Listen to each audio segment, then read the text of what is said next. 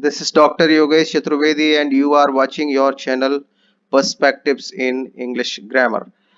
In this third part of adverb clause, I am going to teach you three adverb clauses: adverb clause of manner, adverb clause of contrast, and adverb clause of condition. And these clauses are very important for almost all the students, whether they belong to ICSCE board, or they belong to state board, or they are making preparation for the competitions. So without losing any time, let us start the video. Yes, see, adverb clause of manner. So first of all, I will tell you what an adverb clause of manner is and what conjunctions are used. We use the following three conjunctions in adverb clause of manner: as if, and as though. But watch the difference. As is used when one action tells the real manner of another action. This word real is very important. I am laying focus on it. As if and as though. These conjunctions are used when one action tells us the imaginary manner of another action. Means the manner is not the real one. The manner is imaginary. So you will see it in the examples. I am going to give you the examples in which it will be quite clear to you as to what is the real manner of another action and what is the imaginary manner of another action. और मैं आपको बता दूं, imaginary अगर sentence आ रहा है, imaginary manner है, तो इमेजिनरी मैनर में क्या होता है कि जो भी इमेजिनरी सेंटेंस होते हैं उनमें बी वर्ब को हमेशा वर लिखा जाता है. कभी आप ही के साथ में भी वाज का यूज नहीं कर सकते, शी के साथ वाज का यूज नहीं कर सकते. You will have to write as if he were, as if she were, as if they were. और अगर आप कोई एक्शन वर्ब लाते हैं तो वो पास्ट के परफेक्ट टेंस में होना चाहिए. As if he had completed his task, as though he had taken rest. In this way, you have to write the sentences when your manner is imaginary. It is not the real one. So just see the difference through the examples. He has instructed me how to act now. उसने मुझे instruct किया है कि अभी हमें कैसे act करना है. I will act accordingly. मैं उसी के अकॉर्डिंग एक्ट करूंगा. किसके अकॉर्डिंग? जैसा इंस्ट्रक्शन मिला है. सो he has instructed me how to act. This action is the manner of how I will act. So इसे हमें मैनर की क्लॉज बनाना पड़ेगा. किसको? इस सेंटेंस को. एंड ये एक रियल मैनर है. जैसे उसने इंस्ट्रक्ट किया है वैसे हमें एक्ट करना है. तो एक रियल मैनर है, इमेजिनरी नहीं है. Now I will act as he has instructed me. So this is the real manner, and here I am not using had plus third form of the verb, or we are not using were, because the manner is realistic. But in other sentences you can watch the difference. He talks in a certain way. He appears to be a woman in doing so. वो एक certain way में talk करता है और ऐसा करने में वो ऐसा लगता है जैसे वुमन हो, लेकिन वुमन नहीं है वो. It is simply being imagined from the way of his talking. तो ये जैसे कैसे कैसे वो बात करता है जैसे कि वुमन हो, लेकिन वुमन है नहीं. So this is simply being imagined. So I will say he talks as if he were a woman. He के साथ वर का यूज किया है, वाज का नहीं. और हमारे इमेजिनरी सेंटेंसेस आते हैं, उनका पैटर्न भी हमें जानना चाहिए. जैसे आई विश के बाद में जो विश है वो इमेजिनरी हो सकती है और रियलिस्टिक हो सकती है. अगर रियलिस्टिक है तब तो जो टेंस अप्रोप्रिएट हो उसे आप यूज कर सकते हैं, लेकिन अगर इमेजिनरी है आपका सेंटेंस तो फिर आपको उसमें भी वर, I wish I were here, इस तरीके से. और आपका जो वुड दैट है, ओ दैट है, इफ ओनली है, इसके बाद में भी आने वाले सेंटेंसेस हमेशा इमेजिनरी होते हैं. और जो आपके पास्ट कंडीशनल्स होते हैं they are also imaginary sentences. So we should learn the way as to how to write an imaginary sentence so that you may be correct while writing your sentences. चलिए और आगे बढ़ते हैं, देखते हैं ये third example. she was sitting in her armchair. It seemed that she had completed her task. So वो अपनी आर्म चेयर में बैठी हुई थी और ऐसा लग रहा था जैसे वो अपना टास्क कंप्लीट कर चुकी थी. लेकिन कंप्लीट किया नहीं था, ऐसा लगता था उसके वे ऑफ सिटिंग से। So this is also imaginary manner. तो हम क्या करेंगे, she was sitting in the arm chair as though she had completed her task. वो अपनी आर्म चेयर में ऐसे बैठी थी जैसे कि वो अपना टास्क कंप्लीट कर चुकी हो, लेकिन कंप्लीट था नहीं। It is simply being imagined here. अब देखते हैं कि कॉन्ट्रास्ट की क्लॉज क्या है। मैं ये बता दूं आप लोगों को माय डियर स्टूडेंट्स कि कॉन्ट्रास्ट को शो करने के बहुत सारे वेज होते हैं। I am not going here in this video in detail because I will give you a separate video on different ways of expressing contrast, and in that video I will tell you almost about 26 ways of expressing contrast, but here I am taking only some important conjunctions that are more often used by so many of us. So let us see what are the important conjunctions that are used in the adverb clause of contrast. We usually use them. Though, we are in practice of using though. And another conjunction is although. Okay. The third one is even if. This conjunction is also in practice. And however, however is, I think, those who do not know grammar properly, they do not use however so frequently because it is having always somewhat difficult structure of sentence, because however is immediately followed by an adverb or adjective, then subject, and be verb is always written as maybe or might be when you start a sentence with however. So this however has some somewhat difficult structure of sentence. So बहुत सारे students हैं जो however का use बहुत कम करते हैं, but though, even if, although they are frequently used by students. if आपको बड़ा अजीब लगता होगा कि if का यूज कॉन्ट्रास्ट में, yes, if is used to show contrast.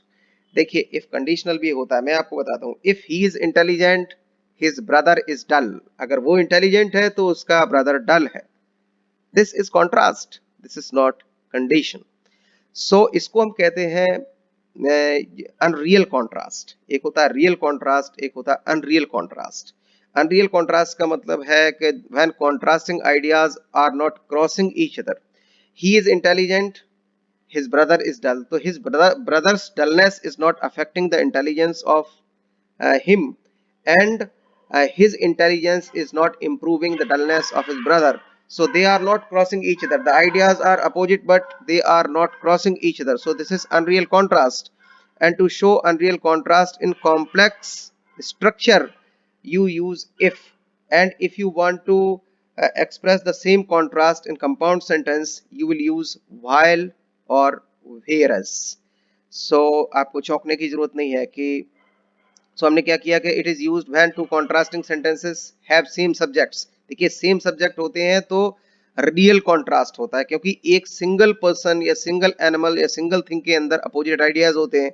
तो एक ही चीज के अंदर अगर अपोजिट आइडियाज होंगे तो फिर वो एक दूसरे को क्रॉस करेंगे, and then you will have real contrast. और रियल कॉन्ट्रास्ट के लिए हम यूज करते हैं though, although, even if, however, but if is used for unreal contrast.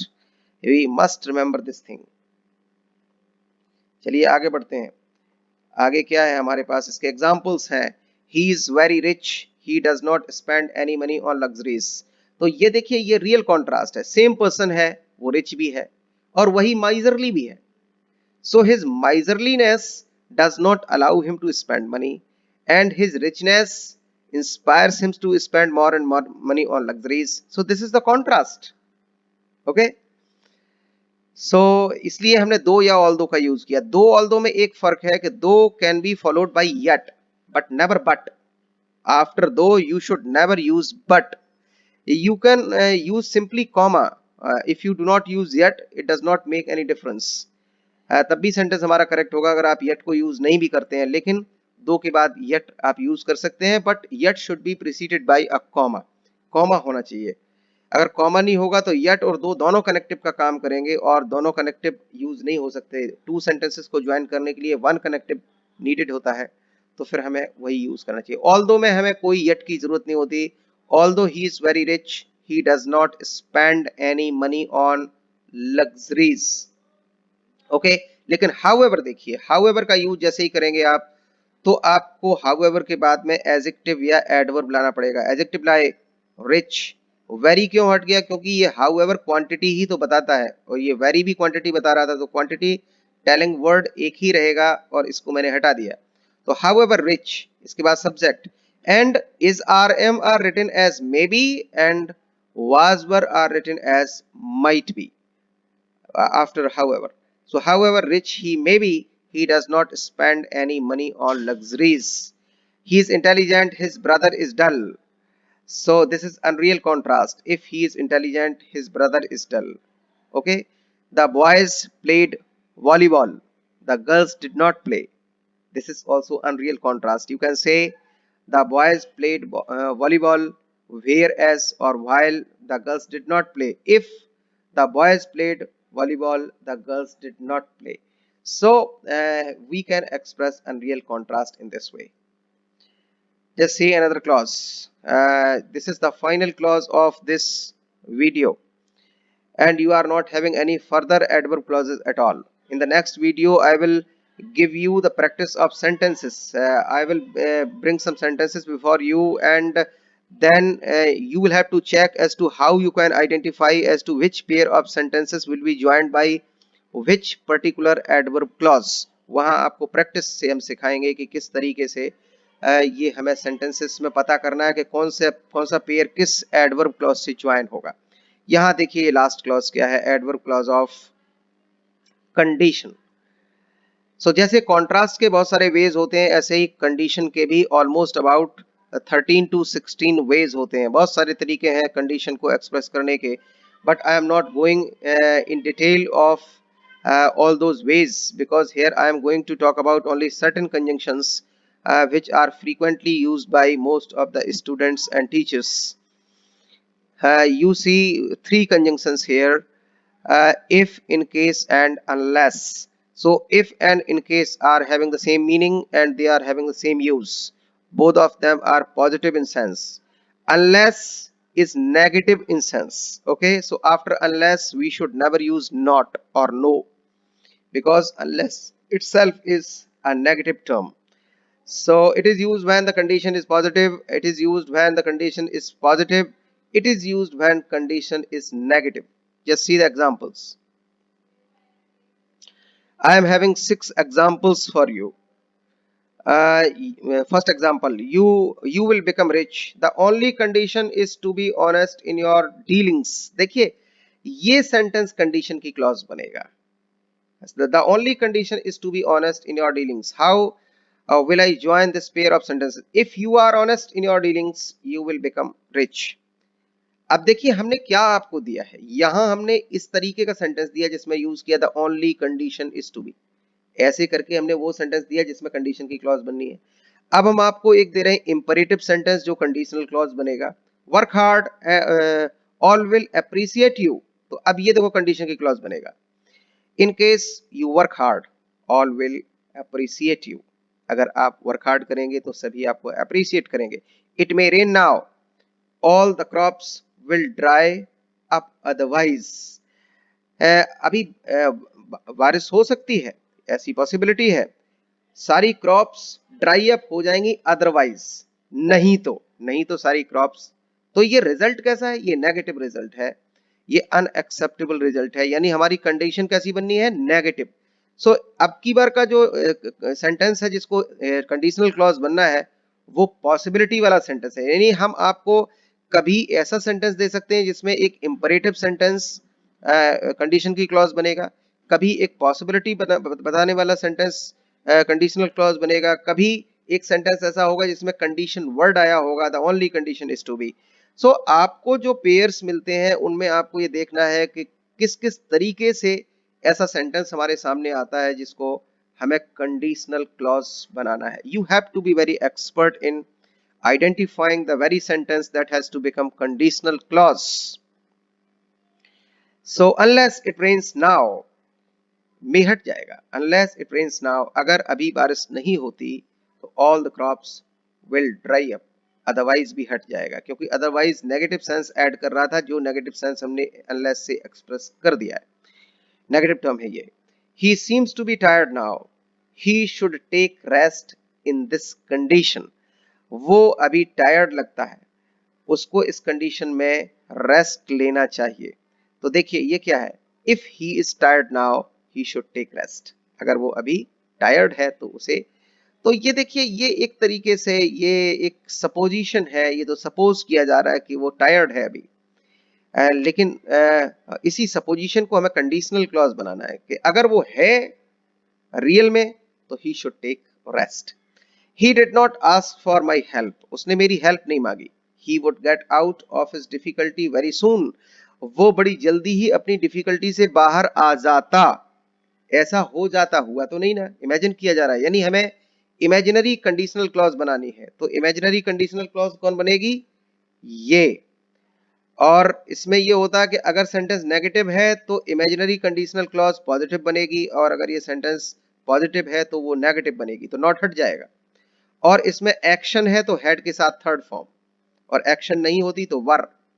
और इस साइड में ऐसा होता है हेड के साथ थर्ड फॉर्म, तो इधर वुड हैव या कुड हैव या माइट हैव के साथ में थर्ड फॉर्म आता है वर्ब का। तो देखिए, if he had asked for my help he would have got out of his difficulties very soon. He was absent from the meeting. He might raise the problem of his locality otherwise.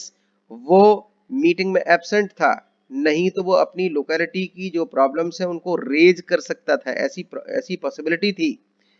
तो लेकिन ऐसा हुआ तो नहीं, तो imagine किया जा रहा है कि कर सकता था, किया नहीं।